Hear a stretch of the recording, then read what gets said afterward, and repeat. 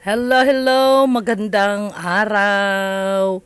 Ayan, na-invite na naman kasi kami ng building blessing. Ayan, pumunta kami sa isang building blessing ni Ma'am Nina Silim at Mr. Doroteo Silim. Ayan, dahil nga nagpa-blessing sila ng kanilang building.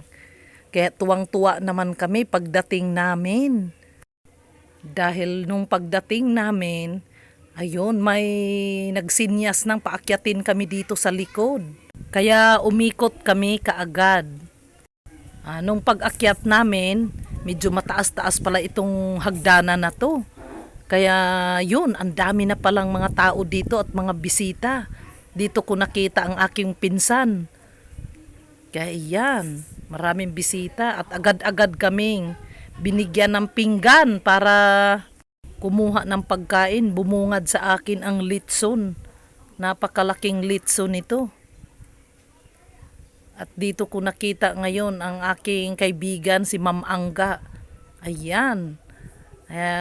Sabi niya kumuha na daw ako ng pagkain. Napakadaming pagkain. Yan, catering. Kaya dito ako natakam-takam sa maraming ulam, pero kapag nandyan na pala sa harapan mo ang napakadaming pagkain, parang naaano ka rin pala. Parang iba yung ano mo pag nasa harapan mo na yung napakaraming pagkain. Iba talaga ang ano ng panlasa kapag nasa harapan mo na yung napakadaming pagkain, parang nawawala din yung ano mo, gana sa pagkain. Pero pag hindi mo pa nakikita ang pagkain, yan, takam na takam ka. Kaya ako, ayan, sabi ko, kukuha sana ako ng balat. Ayan, napakalaki nitong litso nila. Yan, niloko ko yung pinsan ko.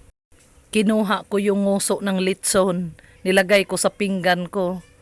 Natatawa naman siya sa akin. Sobrang daming pagkain talaga. Kaya, yun. Pero ang una kong pinili, yung biko muna ang una kong kinuha. Kasi natakam ako dito sa biko. Kaya kumuha muna ako sa biko. Sabi ko, mamaya-maya na ako kakain. Biko muna ang kainin ko. Napakarami naman kasing pagkain. Kaya sabi ko, mamaya na ako kukuha ng mga ulam. Magbiko muna ako. Dami. Yan nga, kapag nasa harapan mo na ang napakadaming pagkain, ay siya namang parang nauumay ka na. Yan, kaya nagbiko muna ako. Yan, napakaraming bisita sa building blessing ni Ma'am Nina at Sir Doroteo Silim. Kaya natutuwa ako dahil napakarami ding mga kamag-anakan na nandito. Mga kaibigan nandito sa building blessing ni Ma'am Nina at Doroteo Silim. Napakaganda ng lugar. Kasi kapag tatanawin mo sa terrace, napakamaaliwalas yung terrace ng building. Tsaka ayan si Ma'am Nina. Oh. Yan si Ma'am Nina.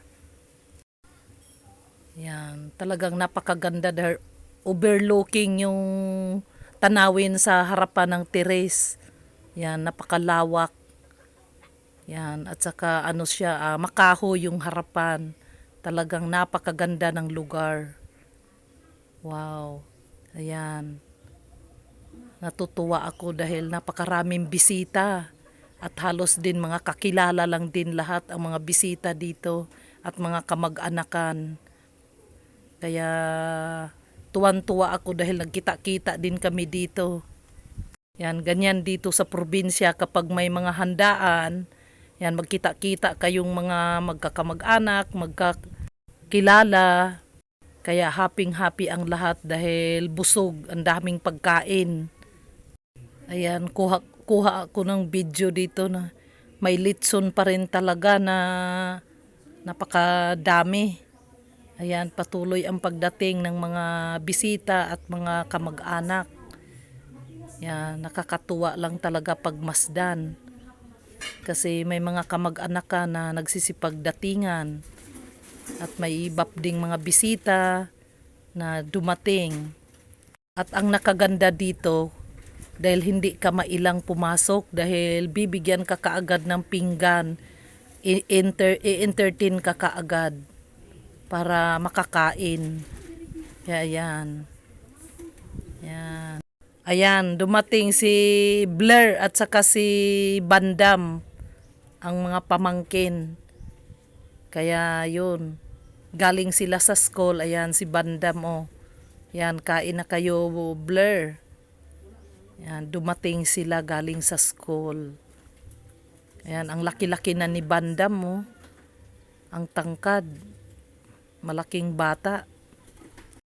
Natatawa si Bandam sa akin dahil kinuhanan ko siya ng video.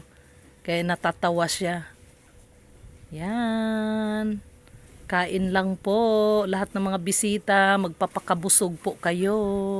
Nung umikot ako sa kabilang sala, ayan, bumunga din sa akin ang napakalaking litson. Nakaunti lang ang nabawas. Ayan. Naku, balat lang ang nabawas sa litson dito. Napakalaking litson. 2 litson pala to. Oo, kaunti lang ang nabawas dito, oh. Yan. Ayan. Tuloy-tuloy sila sa pag-entertain sa kanilang mga bisita. Yan. Ang lahat ay busog. Saya dahil busog na busog. At si Ma'am Nina naman ay patuloy sa pag-entertain sa mga bisitang dumadating. Ayan, si Ma'am Nina ang nagpa-blessing sa kanyang building. Yan, nakaabang siya sa may pintuan para pag may dumating na mga bisita, yan, pinapakain nila kaagad.